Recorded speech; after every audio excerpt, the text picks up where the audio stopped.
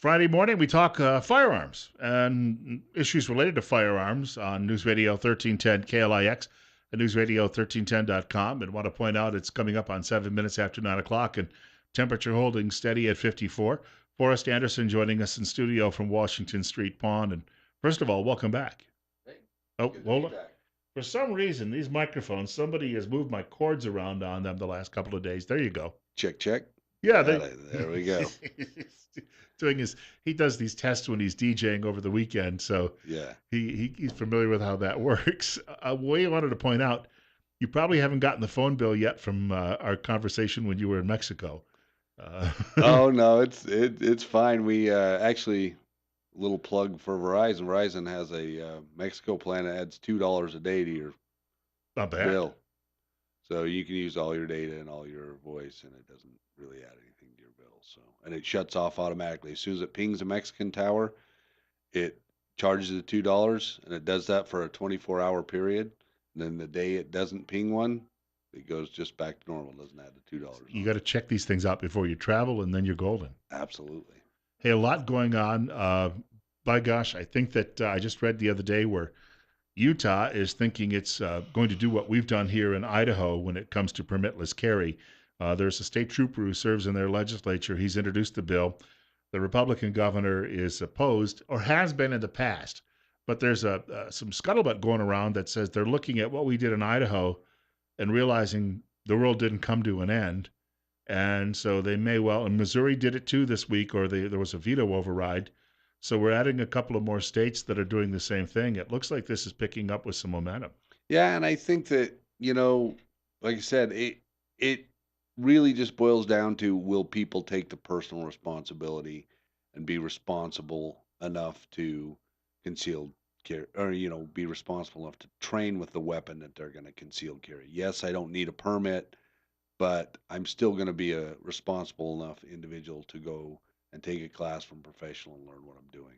And I know, like my friend Houston Shaw, his classes are completely full. So obviously, people are still taking the classes. And Idaho also has the enhanced permit, which is really nice because, if you go to Nevada, you go to some of these adjoining Utah, you can also concealed carry there. So it really expands your ability and area to carry, and it also protects you. Let's say you're concealed carry and you run down a jackpot and you forget you've got it on you, it's going to save you from going to jail because it's a felony. If you're concealed carrying in a state that doesn't allow concealed carry, I mean that could be a felony crime. So I just noticed yesterday, for people out there who wonder how you go about doing this, if you go to the website, for instance, of the Twin Falls County Sheriff's Department, there's a link you click on there, and it'll give you all the details how you go about doing that. yeah, exactly. There's definitely plenty of information out there. There's a lot of misinformation out there. So go to the official government sites and read, and they'll kind of weed out all the rumors and things like that. I think again, like what we've talked about, we've beat this over and over this drum, but just take the time to know what you're doing because once you step out of your home with that gun strapped to you, now you're taking responsibility for all the people around you, the people sitting in the booth next to you at the restaurant, the kids you're giving a ride home after school with your kids. All those people are counting on you being responsible and knowing what you're doing with that firearm. And I think that's the biggest I biggest thing. saw an estimate the other day that there are now 360 million firearms in private hands in this country. Now, most of those, it's people who own collectors. I mean, obviously make up a Hmm. huge part of that. So it's not like the majority of the population yet owns firearms. However, the, I've heard that if we have an election in November where Hillary Clinton wins, there are predictions that number from November to the end of December could go to 400 million nationwide because of some of the remarks she made during the debate the other night, about firearms and controlling firearms, that people are going to think, I got to get them now.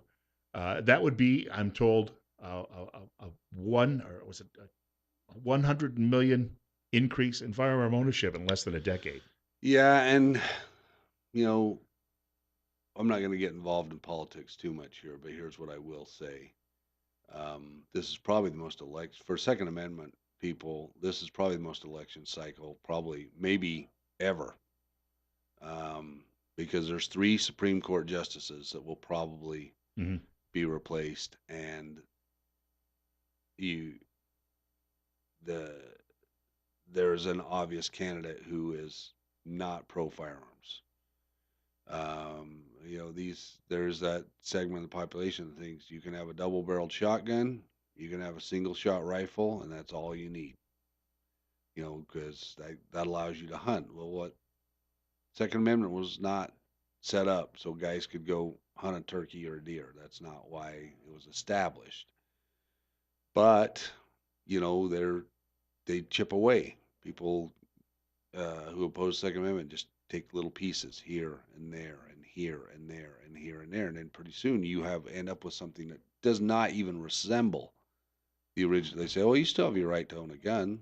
Granted, the gun is a single shot shotgun, a revolver, and a single shot rifle. Like that's the extent of your thing. It was based to battle tyranny, and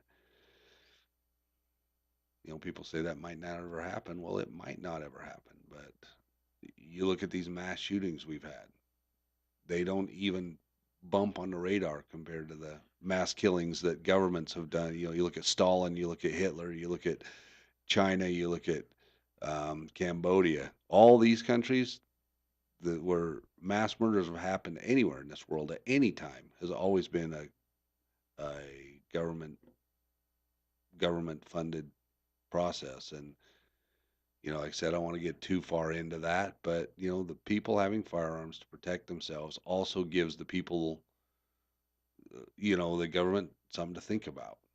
There was a figure out the other day that said out of all the homicides in the country, 70% are committed with firearms. But that means nearly a third are committed otherwise. But only out of those 70%, only 2% apparently involve long guns. And yet, long guns always seem to be the target of people who are opposed. And then I saw a video where the guys who did the video said if it's a metallic looking rifle, then the liberals would like to, and I don't want you to get political here, but okay, we'll say some people want to ban it. But if it's got a wooden stock, then they think it's okay. That makes no difference at all, does it? Because you can have a dangerous firearm if you want with a wooden stock, and a metal stock doesn't change anything. Probably the best battle rifle ever developed is an AK-47. Most of those come with a wooden stock. Um, you know, relative, they're battle accurate, which means they're can hit a man-sized target at 100 meters. They're not pinpoint accurate, but they're super reliable. Ammo's cheap Easy to and clean. easy to clean. If you have to clean, I mean, you should clean all your firearms. But man, they can take a lot of abuse and get pretty dirty before they start to lose function. But um, yeah, that tells you right there. If they were really concerned about stopping murders in this country, they would ban handguns because the majority of the murders that happen in this country happen with handguns. Now, they want to go after those. They want to go after long guns because if people are going to defend themselves against something other than a prowler at their door or while they're jogging, they're going to use a long gun. I mean, and that's one thing I tell people all the time. If you're in a self-defense situation and you have a long gun, like a carbine, whether that be 9 millimeter, 40, 5.56, or 308, and the other person shooting back at you with a handgun, you have an immediate advantage because with a handgun, you have 2 points of contact. You have your two palms on that gun. When you shoot a long gun, you've got 4 points of contact. You've got your left hand, if you're right-handed, you got your left hand on the forearm, your right hand on the grip, the stock on your shoulder, and your cheek also on the stock. So you're much more steady, and you can really put some accurate firepower down on a target with a long gun, and that's why I say that's why these entities are so afraid of them because if people are going to defend themselves, that's what they're going to use. That's going to be people run around with handguns. I heard a statement from somebody in the military, and they basically said that some of the special units don't even carry handguns anymore. They would rather carry three more magazines or four more magazines for their long gun than carry a handgun because what they've said is, if you find yourself in a firefight and you've got a handgun in your hand, in a combat situation, you're probably already dead. Like if that's what you're down to using, and the other guys are shooting back with a long gun, your odds go way down. We should point out, you sell a lot of handguns, obviously, because pistols and revolvers remain very popular. But at Washington Street Pawn, people are looking for a rifle or a shotgun. Obviously, you have things you can have them look over, and it's the same idea. You try to find what's a good fit for that individual customer. Yeah, whether it be the stock length, whether it be the trigger pull, there's some people that can't operate the slide on a semi-automatic, so they want a revolver. Most of the guns we sell are just for people going hunting. We sell so many youth firearms. You know, people going hunting the first time. We have great deals. And with the lifetime warranty that we put on our guns, whether they're new or used, our new guns are lifetime free replacement. So if that gun ever breaks, you just bring it back. We get you a brand new gun. I mean, you don't hassle with putting it in a box, putting it in the mail, hoping it gets to where you shipped it, and then waiting 6 months to get your gun back. With us, you bring it back and say, Forrest or John or Wes, the guys that work for me, you set it on the counter, or Devon, set it on the counter and say, hey, this gun's broke. If it's something that we can't fix immediately on the spot, we just pick up the phone, make a call to our distributor. They put another new gun in the mail, and we ship that one back to them. I got to say that when I was a kid, that the way it worked was your dad went out and he bought you. Generally, you got started with a 22 because you'd learn how to basically hunt by just with woodchucks and other varmints around the neighborhood. But just about every kid started with something like that, and then you graduate as you learn more about this. Yeah, like my boys, I have four boys. And, you talk about guns, it seems like a lot of guns, but my boys all have a 22 rifle. They all have a handgun, either 22 or 9 millimeter, the older ones. They all have a hunting rifle. They all have a shotgun. And, that adds up. That's just to get your basic hunting needs of varmint, and all those things done. And that, pretty soon they end up with 4 or 5 guns a piece. In my house, I'm the youngest of 13 kids. We all kind of just use dad's guns, and when we would all go out, we just have to borrow some extras. I remember the first time I went deer hunting, I used an old Enfield 1917 Wow, 30-06 that looked like someone had drug it from felt like you were in France the British to, Army. yeah. So that thing was just beat to snot. But um, the first deer I ever shot was with my uncle's Model 99 300 Savage. So yeah, I think you end up with a lot, but I think the biggest thing is making the right selection the first time. That's why it's a good idea to come to us and ask. And there's something I really want to touch about Well, hold on ordering. to that thought for a moment. We'll take a short break. I want to point out it's about 19 minutes after 9 o'clock. It's 54. Forrest Anderson from Washington Street Pond is in studio with us this morning with Bill Colley on KLIX. We've got more coming up. Our studio guest is Forrest Anderson. He's joining us from Washington Street Pond this morning. We're talking firearms on News Radio 1310 KLIX, newsradio1310.com. I've got about 6 minutes to go, but Forrest wanted to add a couple of things because he was in the middle of a thought and we went to the break, but you wanted to bring up a couple of things this I, morning. I just want to talk about ordering or buying firearms over the internet. That process is you can get online, you can browse. There's a lot of online sites to buy firearms, but here's the problem when you do that. Sometimes they can be cheaper. Sometimes it's going to be $30 or $40 cheaper than buying it from a local store. But we just had this experience the other day. A woman came in, she'd bought a gun, she had it shipped to us. Because we do transfers for $25. So if you buy a gun, you can have it shipped to our FFL. You can come in, pick it up there. They will not ship you the gun directly. You have to have it shipped to an FFL. So the gun will come to us. You'll come in, do a background check, and take your gun home. Well, she had this done. We're doing a background check. She pulls the gun out of the box, and the safety falls out of the gun. Brand new firearm. Something we would have probably talked her out of, you know, had she been there in person. But so she's got the brand new firearm. Safety falls out of the gun. Now she's got to go through the whole process. She calls the place. They would not ship her another gun. They said, "Well, we'll just fix it. So put it in a box, send it to us back, and then we'll fix it." She's probably gonna be out of gun for another month and a half. Mm-hmm. I can tell you, we can get any firearm out there. Our sister store, Magic Valley Pawn, has, and we got a bunch of used stuff, and they've got a bunch of used stuff. So between the two of us, there's a lot of used guns out there, and new guns. We can order anything, from the really exotic, hard to find stuff to just an everyday, good, solid carry gun. It's very common, and it may be a little more money than you pay ordering it off some online site, but where it comes down to is service. If you have a problem with that gun down the road, it is a rodeo to climb that mountain to get that gun back. You know, Packing it, shipping it, filling out all the forms at the post office, um, then waiting, then hoping they fix it. We've had people send their gun back two or three times for the same problem because basically when it arrives at that facility, they kind of look at the note, fix what they perceive as a problem, send it back, and that never was the issue. So they go through that thing two or three times, and every time you do that, it's a $25 transfer fee. Right. Um, so that's just one word of caution. Obviously we would like people to give us a shot first. We've had people order stuff online. They're like, "Well, I got a great deal on this," and I said, "Well, let me give you a quote." And I was cheaper in the first place, and they're like, "Oh," but they don't even think to. So pick up the phone, call us, or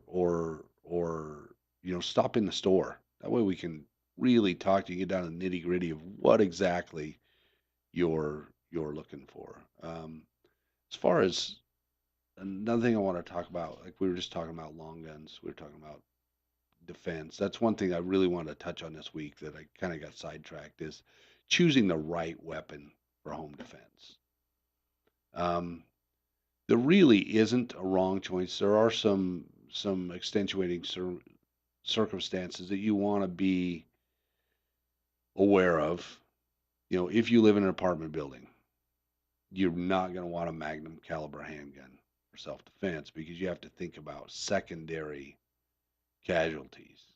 Some of these weapons are so powerful, they'll go through the target, through a wall, through another wall, and then hurt somebody else beyond that. So you have to choose the right ammunition. They make specific ammunition for home defense. If you've got kids in the home, if you've got neighbors close to you, even for an AR-15, they make some frangible loads that you can literally shoot, and it won't go through 2 sheets of sheetrock.